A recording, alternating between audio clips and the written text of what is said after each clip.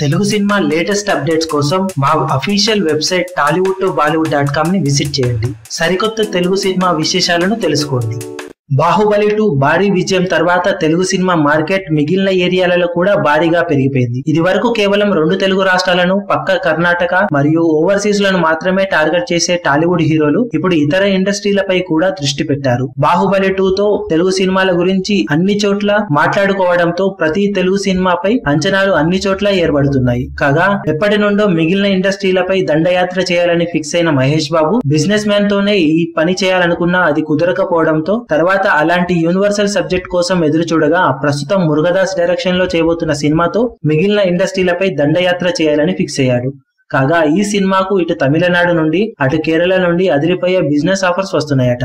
తొలిసారిగా కేరళలో అడుగు పెడుతున్న మహేష్ బాబు స్పైడర్ కి అక్కడ ఏకంగా 4 కోట్ల దాకా రేటు వచ్చినట్లు ఇప్పుడు ఇండస్ట్రీలో చెప్పుకుంటున్నారు. లాస్ట్ ఇయర్ జనతా గ్యారేజ్ తో అక్కడ అడుగుపెట్టిన యంగ్ టైగర్ ఎన్టీఆర్ కి మంచి ఫాలోయింగ్ దక్కిందని చెప్పొచ్చు. కాగా ఇప్పుడు ఎన్టీఆర్ నటిస్తున్న జైలవకుశ సినిమాకు కూడా అక్కడ 5 కోట్ల రేటు దక్కినట్లు సమాచారం. దాంతో ఈ ఇద్దరు స్టార్ హీరోలు ఇప్పుడు కేరళలో అడుగుపెట్టి తమ మార్కెట్ ఎక్స్పాన్షన్ ను జరుపుకోవడం ఖాయమని ఇండస్ట్రీలో చెప్పుకుంటున్నారు.